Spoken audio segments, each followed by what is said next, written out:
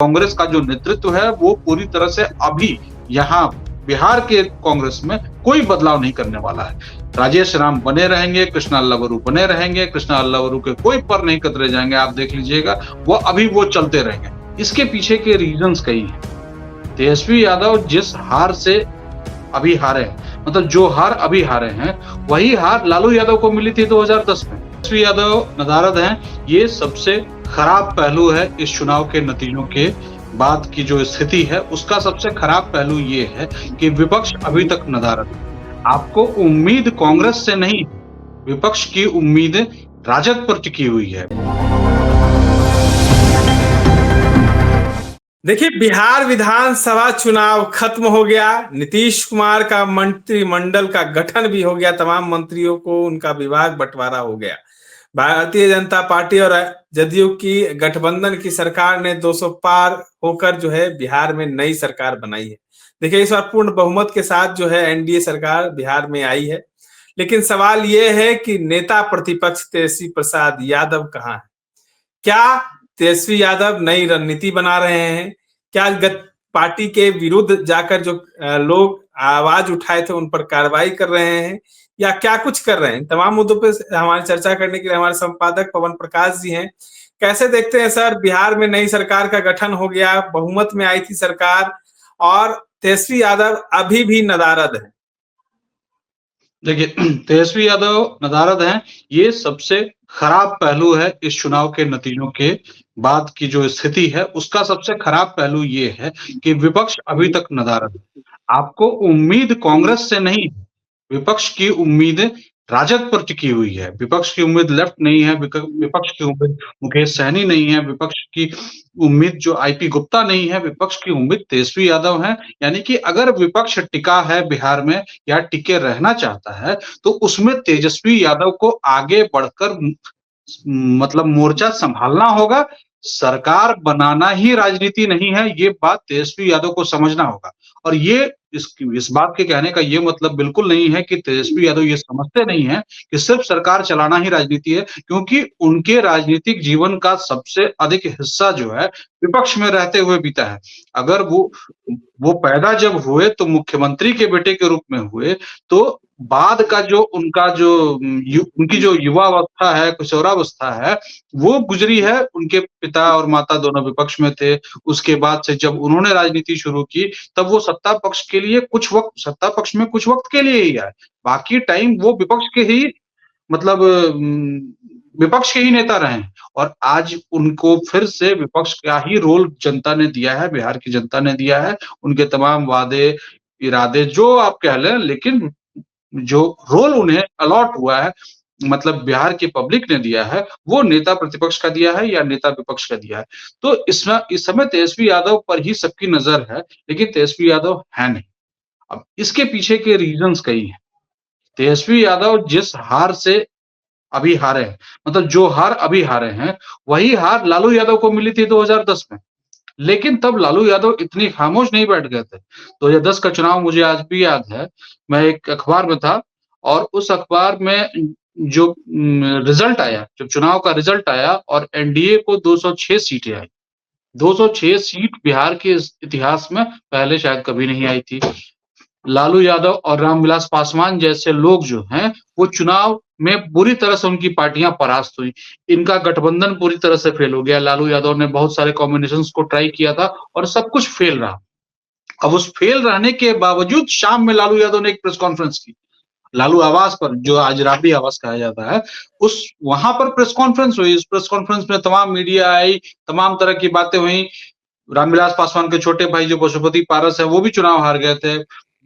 मतलब राबड़ी देवी चुनाव हार गई थी। राजद के लिए उतना बड़ा शॉकिंग इस मतलब कंडीशन जो है आज नहीं है। आज तेजस्वी यादव चुनाव नहीं हारे हैं, या तेजस्वी यादव की पार्टी के कुछ नेता तो जीते हैं, लेकिन उस चुनाव में राबड़ी देवी जब चुनाव हार गई तो राजद के लिए किसी और बात का मतलब नहीं था। लेकिन आज वो स्थिति नहीं, इसके बावजूद तेजस्वी यादव नहीं उतर रहे हैं मैदान में, सामने नहीं आ रहे हैं, मीडिया से बात नहीं कर रहे हैं, सोशल मीडिया से नदारद हैं, वो शपथ ग्रहण समारोह में भी नहीं पहुंचे।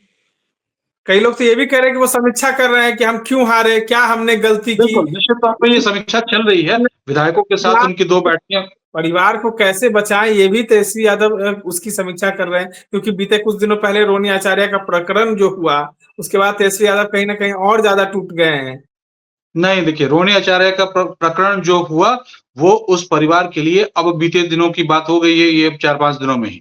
आप ऐसे देखिए कि रोहिणी आचार्य अब इस मामले में बिल्कुल अकेले हैं, उनके साथ कोई नहीं है। मीसा भारती ने तो उसी दिन साथ छोड़ दिया, बाकी बहनों ने भी साथ छोड़ दिया। राजलक्ष्मी यादव ने तो ट्वीट करके कह दिया more power to you Tejashwi Yadav के नाम पे। यानी कि तेजस्वी यादव आपके साथ हम लोग हैं, आपको और ताकतवर बनाने की कोशिश में हम लोग लगेंगे। तो अब ले देकर बहनों में रोहिणी आचार्य जो हैं वो अलग पड़ चुकी हैं। तो रोहिणी आचार्य का चैप्टर धीरे-धीरे खत्म होगा। अब जो स्थिति है अब वो पार्टी को मतलब परिवार की बात छोड़कर अब बात होगी पार्टी की, पॉलिटिक्स की, बिहार विधानसभा की, मंत्रिमंडल की या नीतीश सरकार के ये 10.0 जो उनका 10वां कार्यकाल है, उसकी बात होगी। अब तेजस्वी यादव के सामने रोहिणी आचार्य कोई समस्या नहीं है क्योंकि वो धीरे-धीरे टाइम भी नहीं मतलब बहुत अधिक टाइम भी नहीं बीता और रोहिणी आचार्य का चैप्टर जो है वो क्लोज हो गया क्योंकि रोहिणी आचार्य ने उसके बाद से चुप्पी साध ली है। नहीं, जिस तरीके से विरोध हो रहा है, अपने कांग्रेस में बीते कुछ दिनों पहले देखा होगा, विरोध हुआ, पप्पू यादव का विरोध हुआ, राजेश राम का विरोध हुआ, अब तमाम पार्टियों में। क्या तेजस्वी यही कारण से डरे हुए हैं कि कहीं मेरी पार्टी में विरोध ना शुरू हो जाए? नहीं, तेजस्वी के लिए ये डर बिल्कुल नहीं है और कांग्रेस के लिए भी ये डर बिल्कुल नहीं है। कांग्रेस में पप्पू यादव के विरोध से या किसी और के विरोध से कोई फ़र्क नहीं पड़ता है। कांग्रेस के लिए बिहार बहुत बड़ा स्टेक नहीं है। कांग्रेस बिहार को लेकर बहुत होपफुल नहीं है। कांग्रेस कहीं न कहीं ये जानती थी कि वो बिहार में चुनाव हार रहे हैं। उनकी कोशिश थी कि आरजेडी के साथ गठबंधन में कुछ सीटें आ जाएँ, अच्छी एक स्थिति बन जाए। सरकार नहीं बन रही है, ये कांग्रेस को अच्छी तरह से पता था। ऑफ द रिकॉर्ड कई नेता, कई लोग जो कांग्रेस से जुड़े हुए हैं, वो हम लोग को बता रहे थे कि कांग्रेस जानती है कि सरकार नहीं बन रही है। कांग्रेस की हालत पहले से खराब भी हो सकती है या वैसी ही रहेगी। ये हाँ, कांग्रेस 6 सीटों पर आ जाएगी, ये शायद कांग्रेस को उम्मीद नहीं होगी। लेकिन 6 सीटों पर नहीं आएगी, जब राजद ही 25 पर आ गई, तो कांग्रेस तो 6 सीटों पर है तो बहुत अच्छा प्रदर्शन है। तो कांग्रेस में फिलहाल कुछ नहीं है। कांग्रेस का जो नेतृत्व है, वो पूरी तरह से अभी यहाँ बिहार के कांग्रेस में कोई बदलाव नहीं करने वाला है।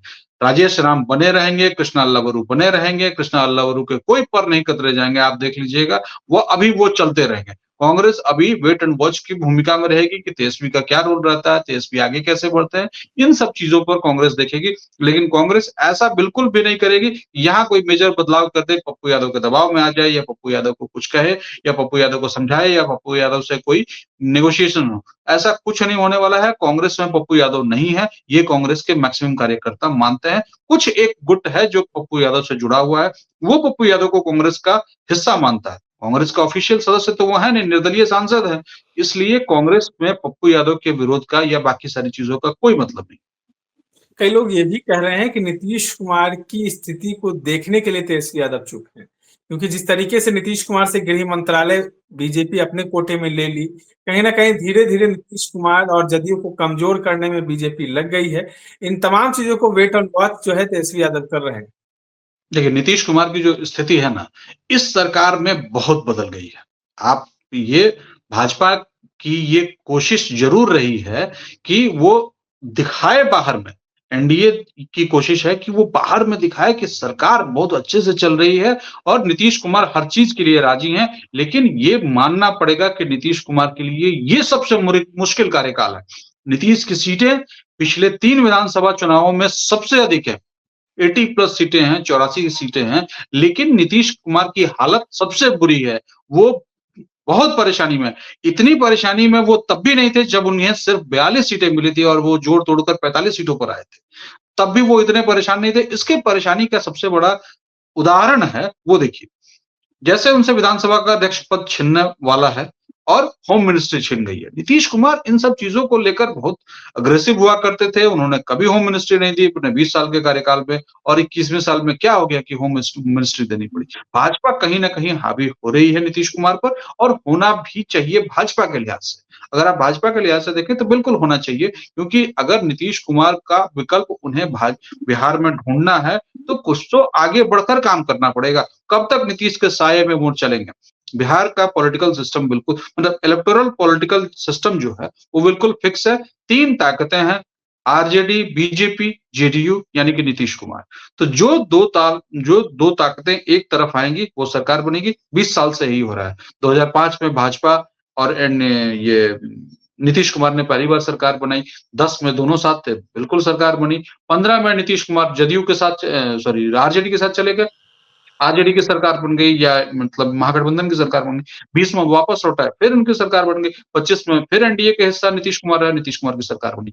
इस बार हो सकता है कि आरजेडी के साथ मिलकर अगर नीतीश कुमार लड़ते तो उनकी भी सरकार, तो वो सरकार वही बन जाती, क्योंकि नीतीश कुमार का फैक्टर बहुत बड़ा है बिहार में। चाहे वो जीविका दीदियों के कॉन्सेप्ट से जोड़िए या उनके कार्यकाल से जोड़िए, उनके जो जाति समूह को जिसकी सोशल इंजीनियरिंग उन्होंने 20 सालों में की है या और ज्यादा वक्त में की है, उससे जोड़िए। तो नीतीश कुमार एक बड़ा फैक्टर है, लेकिन कमजोर पड़ रहे हैं और भाजपा हावी हो रही।